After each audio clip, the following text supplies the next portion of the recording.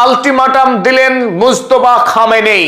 আর দুদিন যদি আমেরিকা ইরানের উপরে আক্রমণ চালায় তাহলেই ইরান শুরু করবে মহাযুদ্ধ। আর প্রত্যাঘাত নয়, এবার সরাসরি হামলাতে যাবে ইরান।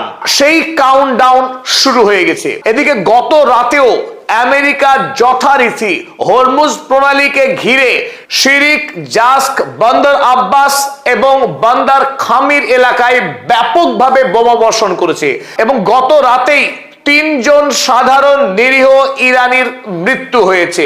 এই দিয়ে মোট 41 জন ইরানি নাগরিকের মৃত্যু হলো গত 10 দিনে। আর আমেরিকার অভিযান শেষ হওয়ার পরপরই ইরানও শক্তিশালী প্রত্যাঘাত শুরু করেছে গোটা মধ্যপ্রাচ্যে। এবং আজকের যেটা সবচাইতে তাৎপর্যপূর্ণ বিষয়, আজ সৌদি আরবের প্রিন্স সুলতান এয়ারবেসে 3 মাস পর আবারও আক্রমণ চালিয়েছে ইরান। আর এই আক্রমণের পরই পাকিস্তানের পক্ষ থেকে শেহবাজ শরীফ ইরানের বিরুদ্ধে জারি করলেন সতর্কতা। আর এরই সাথে যুদ্ধের আরো ভয়ঙ্কর একটা নতুন মাত্রা যোগ হয়ে গেল। মার্কিন সামরিক ঘাঁটিগুলি ছাড়াও মধ্যপ্রাচ্যের বিভিন্ন দেশে 5টি পৃথক জায়গায় ইরান আজ আক্রমণ চালিয়েছে এবং ইরানের এই হামলায় আজ ইরাকে 9 জন কুর্দিশ যোদ্ধার মৃত্যুর খবর পাওয়া গেছে এখনো পর্যন্ত।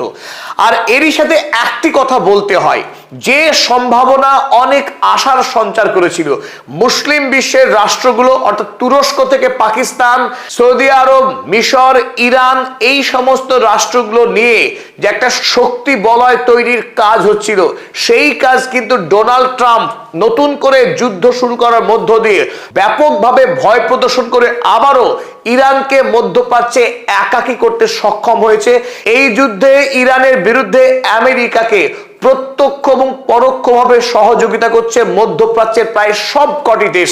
এমনকি সৌদি আরবও এই মুহূর্তে রীতিমতো মার্কিন চাপে হাঁসফাঁস করছে।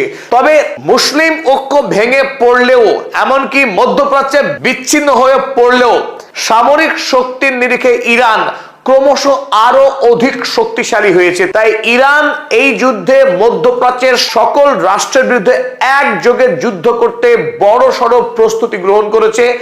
আগামীতে এই যুদ্ধ আরো ভয়াবহ, আরো বিধ্বংসী হতে যাচ্ছে বলেই আমাদের পূর্ণ অনুমান। চলুন আজকের এই আলোচনা আমরা বোঝার চেষ্টা করি গত 24 ঘন্টায় আমেরিকা এবং ইরান পরস্পর হামলায় কি পরিমাণ ক্ষয়ক্ষতি হয়েছে এবং মধ্যপ্রাচ্যের রাষ্ট্রগুলির সঙ্গে আমেরিকার সম্পর্কের নতুন সমীকরণ তৈরি হওয়ার পর ইরান এই নতুন পরিস্থিতি কিভাবে মোকাবেলা করছে তার একটা ছবি আমরা বুঝে নেওয়ার চেষ্টা করি। শুরুতে আপনাদের সকলকে স্বাগত জানাচ্ছি, আমি আপনাদের বন্ধু অধ্যাপক আব্দুল হালিম। চলুন শুরু করা যাক।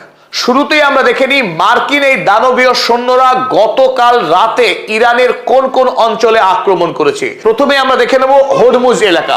হরমুজ এলাকার যথারীতি সেই বন্দর আব্বাস, যে বন্দর আব্বাস ইরানের সবচাইতে গুরুত্বপূর্ণ বন্দর শহর। এই বন্দর আব্বাসের বন্দর এবং সামরিক পরিকাঠামোর উপরে বেশ কয়েক জায়গায় বড় সড়ো আক্রমণ করেছে আমেরিকার এই সৈন্যরা। আর তারপরেই শিরিক অঞ্চলে হরমুজ এলাকায় জাহাজ চলাচলের উপর নজরদারি করবার জন্য ইরান যে শক্তিশালী র্যাডার প্রতিষ্ঠা করে রেখেছে, যে র্যাডারকে ফাঁকি দিয়ে কোনো জাহাজ এই হরমুজ দিয়ে পার হতে পারে না, সেই র্যাডার গুলোকে ধ্বংসের কাজ করছে আমেরিকা। তাই গতকাল রাতে শিরিক অঞ্চলে র্যাডারে আবারও আক্রমণ হয়েছে জাস্কের র্যাডার এবং বন্দরে। কিন্তু তার চাইতে যেটা গুরুত্বপূর্ণ এই মুহূর্তে সবচেয়ে মর্মান্তিক খবর, এই জাস্ক এলাকার বঞ্জি গ্রামে একটি বিরাট বড় জল শোধনাগার কেন্দ্র ছিল ইরানের, সেখানেও অ্যাটাক হয়েছে। বন্দর আব্বাসের পাশেই একটি গুরুত্বপূর্ণ শহর বন্দর খামির, যে বন্দর খামিরে গত পরশুদিন মার্কিন সৈন্যরা আক্রমণ করে এখানকার গুরুত্বপূর্ণ ব্রিজ, যে ব্রিজ বন্দর আব্বাস থেকে সিরাজ শহরকে সংযুক্ত করে, সেই ব্রিজ ধ্বংস করেছিল পরশুদিন রাতে। আর গত রাতে আক্রমণ চালিয়ে 3 জন সাধারণ মানুষকে খুন করেছে মার্কিন সেনা। আক্রমণ চালিয়েছে তারা এই পারস্য উপসাগরের নিকটবর্তী শহর লার শহর। আক্রমণ হয়েছে পারস্য উপসাগরীয় শহর আহভাজ সিটি, যে আহভাজ সিটি কুয়েতের থেকে খুব বেশি দূরে নয়। কুয়েতের কাছাকাছি যে আহভাজ সিটি, সেই আহভাজ সিটিতে আক্রমণ করেছে আমেরিকা। হতে পারে এই আক্রমণ কুয়েতের মার্কিন ঘাঁটি থেকেই করা হয়েছে। আর অপর যে গুরুত্বপূর্ণ এলাকা ইয়াজ শহর, ইয়াদ শহরে গতকাল রাতে 5টি ভয়ঙ্কর শক্তিশালী বিস্ফোরণ হয়েছে। এই ইয়াদ হলো ইরানের সামরিক দিক থেকে অত্যন্ত গুরুত্বপূর্ণ একটা শহর।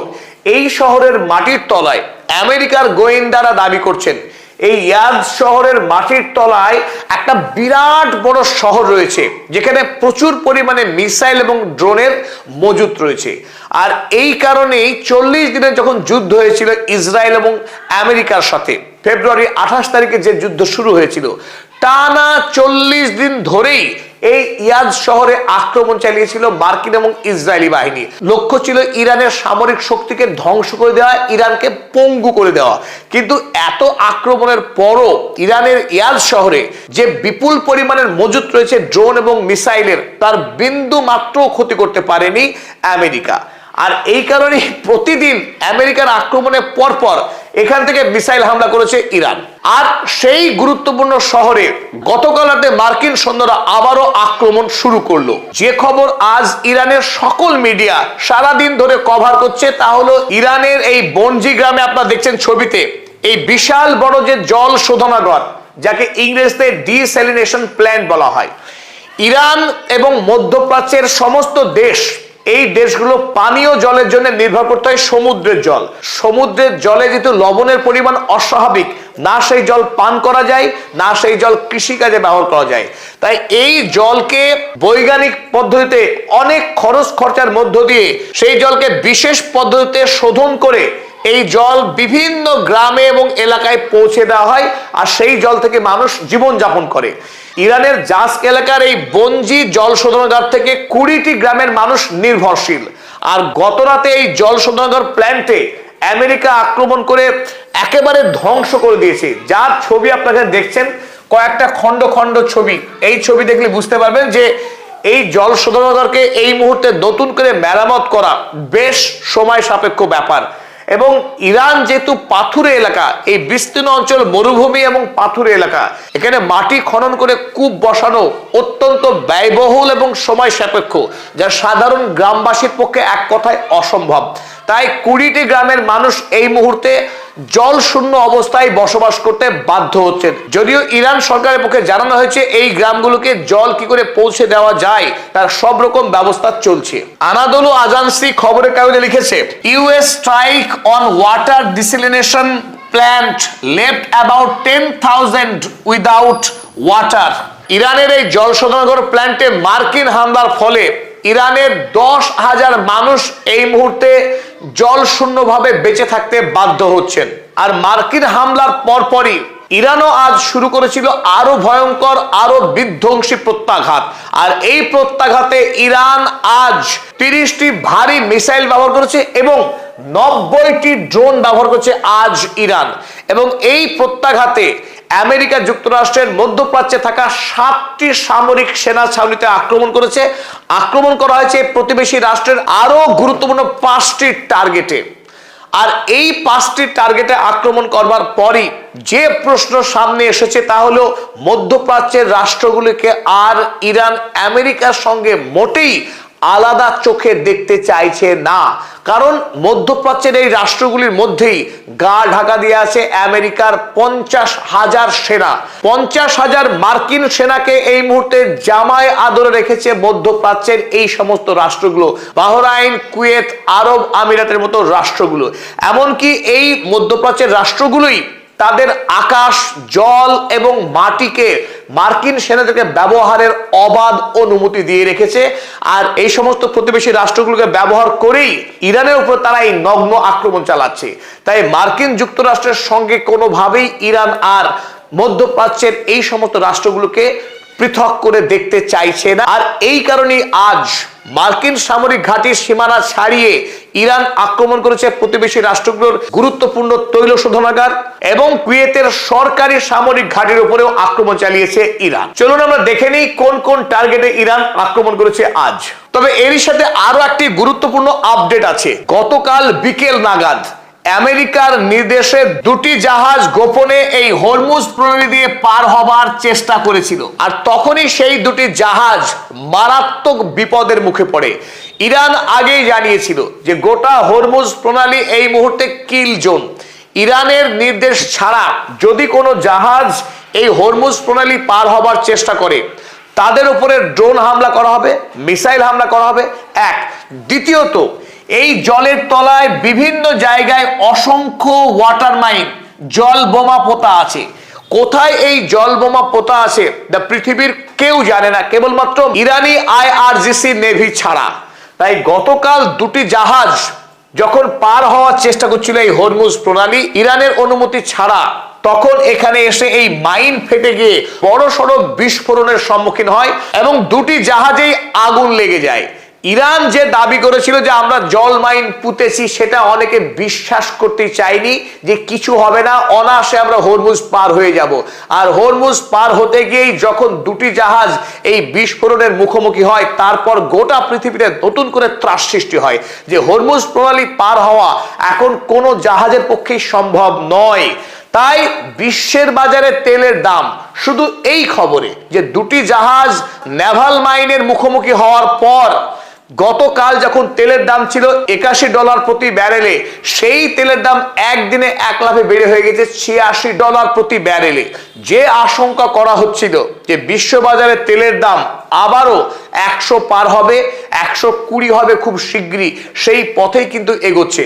এবং গতকালের পর আজ আরো দুটি জাহাজ ইরানের অনুমতি না নিয়েই একইভাবে মার্কিন নির্দেশে, মার্কিন চাপে তারা হরমুজ প্রণালী পার হবার চেষ্টা করছিল। আর তখনই সেই দুটি জাহাজকে ড্রোন হামলা করে ইরান দেখিয়ে দিয়েছে যে আমেরিকা যতই আক্রমণ করুক এই হরমুজ প্রণালী এলাকায় ইরানের এই র্যাডারকে ধ্বংস করবার, ইরানের চোখ ফাঁকি দিয়ে কোনো জাহাজ পার করা আমেরিকা নয়, পৃথিবীর কোনো দেশের পক্ষে সম্ভব না। এখনো হরমুজ প্রণালী সম্পূর্ণরূপে ইরানের নিয়ন্ত্রণে রয়েছে, ইরানের নজরদারির মধ্যেই রয়েছে। অপরদিকে কুয়েতের আজ পাওয়ার গ্রিডে আক্রমণ চালিয়েছে ইরান। ইরানের যেহেতু গত পরশুদিন জাস্ক এলাকায় পাওয়ার গ্রিডের উপর আক্রমণ করেছিল আমেরিকার এই সৈন্যরা, তার বদলা হিসেবে আজ আমেরিকা কুয়েতের পাওয়ার প্ল্যান্টে হিট করেছে। অপরদিকে কুয়েতেরই ডিস্যালিনেশন প্ল্যান্টে আজ ইরান আক্রমণ চালিয়েছে এবং এই ডিস্যালিনেশন প্ল্যান্টের একটা অংশ বেশ ক্ষতিগ্রস্ত হয়েছে বলেই খবরে প্রকাশ। ইরানের যেহেতু জাস্ক এলাকায় এই বনজি ওয়াটার প্ল্যান্টে আক্রমণ করে 20টি গ্রামকে জলশূন্য করা হয়েছে, তার বদলা আজকে ইরান নিয়েছে কুয়েতের এই ডিস্যালিনেশন প্ল্যান্টে আক্রমণ করে। কিন্তু গোটা মধ্যপ্রাচ্য জুড়ে একটা গভীর অনিশ্চয়তা, মৃত্যু, জলশূন্যতা, মানুষের জীবনে এক সীমাহীন অস্থিরতা তৈরি হচ্ছে, যার জন্য একমাত্র দায়ী এই মার্কিন সাম্রাজ্যের আগ্রাসন। মার্কিন লোভের কারণেই গোটা মধ্যপ্রাচ্যে এখন দাও দাও করে আগুন জ্বলছে এবং আগামী দিনে এই ভয়াবহতা আরো বৃদ্ধি পাবে, আরো অস্থিরতা তৈরি হবে এবং গোটা মধ্যপ্রাচ্য জুড়ে যে ইকোনমিক জোন তৈরি হয়েছিল, যেখানে ভারত বাংলাদেশের অসংখ্য গরিব যুবক যারা খেটে খাচ্ছিল তাদের ভাত মারা যাবে এবং সামগ্রিকভাবে মুসলিম বিশ্বের যে উন্নয়ন শুরু হয়েছিল সেই উন্নয়নেও জোরদার ধাক্কা লাগবে। তবে ইরান আজ মধ্যপ্রাচ্যের যে 7টি দেশে আক্রমণ চালিয়েছে তার মধ্যে ভয়ঙ্কর আক্রমণ চালানো হয়েছে কুয়েতের উপরে। আজ এই পর্বে প্রথমবারের মতো কুয়েত ইন্টারন্যাশনাল এয়ারপোর্টের সকল বিমান চলাচলকে বন্ধ রাখতে হয়েছে। এই এয়ারপোর্টের সমস্ত উড়ান সাসপেন্ডেড হয়েছে। এমনকি কুয়েত দিয়ে বিশ্বের যত ফ্লাইট যায় তার 5586টি প্লেনের রুটকে ঘুরিয়ে দেওয়া হয়েছে। এই মুহূর্তে কুয়েতের ইন্টারন্যাশনাল এয়ারপোর্টের সার্ভিস সাসপেন্ডেড রয়েছে এবং মার্কিন সামরিক ছাউনি ছাড়াও কুয়েতের সরকারি সামরিক সেনা ছাউনি ক্যাম্প উদাইরিতেও আক্রমণ চালিয়েছে ইরান। আল আহমাদি এয়ারপোর্ট, কুয়েতের আল আহমাদি এয়ারপোর্টে আক্রমণ করেছে ইরান। আর কুয়েতেরই একটি ওয়াইল ফ্যাসিলিটিতে আক্রমণ চালানো হয়েছে। তাছাড়া কুয়েতের যে মার্কিন সামরিক ঘাঁটি আলী আল সালেম, সেখানে তো আক্রমণ করেছে ইরান। তাছাড়া মার্কিন সামরিক সেনা ছাউনি আলী আল সালেম এয়ারবেস, সেখানে তো ইরান আক্রমণ চালিয়েছে আর 5টা দিনের মতোই। তবে এখান থেকে একটা প্রশ্ন তৈরি হতে পারে যে অন্য দেশগুলির তুলনায় কুয়েতে ইরান এত বেশি কেন আক্রমণ চালাচ্ছে? এই কুয়েতেই কম করে 10টা মিসাইল হামলা চালিয়েছে ইরান। কুয়েত কেন আক্রমণের কেন্দ্রবিন্দু হচ্ছে ইরানের হাত থেকে? তার মূল কারণ আমেরিকার সঙ্গে মধ্যপ্রাচ্যের যে রাষ্ট্রগুলোর সমঝোতা সবচেয়ে বেশি তার মধ্যে অন্যতম কুয়েত, এবং এই কুয়েত থেকেই ইরানের ওপরে স্থলপথে অভিযান করবার পূর্ব প্রস্তুতি গ্রহণ করছে বলে মনে করছে ইরান। এই কুয়েতের মাটি থেকেই ইরানে আমেরিকা স্থল অভিযান চালিয়ে ইরানের সরকার ফেলার এবং ইরানের নাগরিকদের ভয়াবহ ক্ষতি করবার একটা ষড়যন্ত্রে লিপ্ত আছে এই কুয়েতের সরকার। এটাই মনে করছে বর্তমানে ইরানের মিলিটারি। স্বাভাবিকভাবেই প্রতিদিন কুয়েতে ধারাবাহিক আক্রমণ চালাচ্ছে ইরান। কাতারেও আক্রমণ হয়েছে আজ। কাতারের আল উদেইদ এয়ারবেস, যেটি মধ্যপ্রাচ্যে আমেরিকার সবচাইতে বড় সামরিক সেনা ছাউনি, সেখানে আক্রমণ হয়েছে। কিন্তু তাৎপর্যপূর্ণ ঘটনা এই, আজ ইরান প্রথমবারের মতো দোহা সিটিতে আক্রমণ চালিয়েছে এবং সেখানে 3 জন মানুষ আহত হয়েছেন। এই খবরে কিন্তু মধ্যপ্রাচ্যের সাধারণ মানুষ খানিকটা বাকরুদ্ধ। ইরান কেন দোহাকে টার্গেট করলো? যে কাতার এবং পাকিস্তান মিলিতভাবে ইরান আমেরিকার মধ্যে কূটনৈতিক সমঝোতা তৈরি করবার চেষ্টা করছিল, এমনকি গোটা ইসলামিক বিশ্বে কাতার একটা মধ্যস্থতাকারী রাষ্ট্র হিসেবেই এতদিন ধরে সম্মানিত। সেই কাতারের দোহা শহর, যে শহরে আল জাজিরা যে মিডিয়া নেটওয়ার্ক তার সদর দপ্তর, সেই দোহা শহরে আজ ইরান আক্রমণ চালিয়েছে। আক্রমণ করা হয়েছে জর্ডনের মুয়াফাক সালটি এয়ারবেসে। আজ আবারও নতুন করে ওমানে আক্রমণ চালিয়েছে ইরান। ওমানের মুসান্দাম অর্থাৎ হরমুজ প্রণালীর সন্নিকটস্থ ওমানের যে রাষ্ট্রীয় অংশ রয়েছে সেই অফিসে, সরকারি অফিস মুসান্দামে আক্রমণ করা হয়েছে। আক্রমণ চালানো হচ্ছে আল বাতিনাতে। সৌদি আরবের কথা আমরা আগেই জানিয়েছি। সৌদি আরবে প্রিন্স সুলতান এয়ারবেসে আক্রমণ করবার পর পাকিস্তানের পক্ষ থেকে ইরানের বিরুদ্ধে প্রথমবারের মতো আজ সতর্কবার্তা জারি করা হয়েছে যে সৌদি আরবে যদি আক্রমণ করা হয় সেই আক্রমণকে পাকিস্তানেও করা হয়েছে বলেই ধরে নেওয়া হবে। কারণ পাকিস্তান এবং সৌদি আরব তাদের নিজেদের মধ্যে এই ধরনের সামরিক চুক্তি ইতিপূর্বেই করে রেখেছে। অর্থাৎ যে ন্যাটো রাষ্ট্রগুলো নিজেদের মধ্যে যে সামরিক বোঝাপড়া রাখে, একই রকম বোঝাপড়া এই মুহূর্তে পাকিস্তান এবং সৌদি আরবের মধ্যেও রয়েছে। কিন্তু প্রশ্ন হচ্ছে সৌদি আরবের পক্ষে এখনো কিন্তু কোনো ধরনের প্রতিক্রিয়া জানানো হয়নি। ওদিকে বাহরাইনের শেখ ইসা এয়ারবেসে আক্রমণ হয়েছে ইরাকের কুর্দিশ ক্যাম্পে এবং এই কুর্দিশ ক্যাম্পে আক্রমণের ফলে 9 জন কুর্দিশ যোদ্ধা মারা গেছে বলেই জানা গেছে। আজ সারাদিন ইরান যে প্রত্যাঘাত করেছে, তবে এই প্রত্যাঘাত নিছক সাধারণ প্রতিরক্ষামূলক আক্রমণ ছিল ইরানের পক্ষে। মূল যুদ্ধ ইরান এখনো শুরু করেনি। আর সে কথাই জানালেন গতকাল ইরানের সর্বোচ্চ ধর্মীয় নেতা আয়াতুল্লাহ মুস্তফা খামেনেইর দূত। তিনি গতকাল ইরানের একটি সংবাদ মাধ্যমে এসে সর্বোচ্চ ধর্মীয় নেতার পক্ষে একটি বার্তা পাঠ করে শোনান, যে বার্তাতে তিনি স্পষ্ট বলেছেন, the policy of both negotiation and war is over. Mustafa Khamenei আমেরিকার উদ্দেশ্যে এই চরম হুঁশিয়ারি শুনিয়েছেন যে একদিকে আলোচনা এবং তার সাথে যুদ্ধ, এই খেলা এবার শেষ। আলোচনা চলাকালীন এমনকি মৌ স্বাক্ষর করবার পরেও আমেরিকা যেহেতু ইরানে আক্রমণ চালাচ্ছে, অতএব এই মার্কিন নৃশংসতাকে আর ইরান কোনোভাবেই প্রশ্রয় দেবে না। গতকাল বলেছিলেন 3 দিনের কথা, অর্থাৎ হাতে রইল আর মাত্র 2 দিন।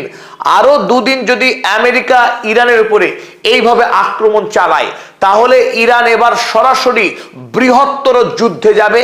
আর প্রতিরক্ষামূলক ব্যবস্থা ইরান গ্রহণ করবে না, সরাসরি আক্রমণে যাচ্ছে।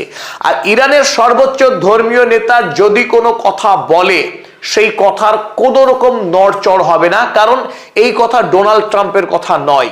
এই বার্তাতে জানানো হয়েছে, if the Americans continue the war for another 3 days, the Iranian armed forces will embark on total offensive and destruction. যদি আমেরিকা যুদ্ধ চালিয়ে যায় আরো 3 দিন, তাহলে ইরানের আর্ম ফোর্সেস সরাসরি তারা আক্রমণে যাবে এবং সম্পূর্ণরূপে ধ্বংস সৃষ্টি করবে মধ্যপ্রাচ্যে। তাই যেটা আশঙ্কা, এই মার্কিন ইরান যুদ্ধ আরো ব্যাপক, আরো ভয়াবহ এবং সমগ্র মধ্যপ্রাচ্য ব্যাপী এই যুদ্ধ বিস্তার হতে যাচ্ছে।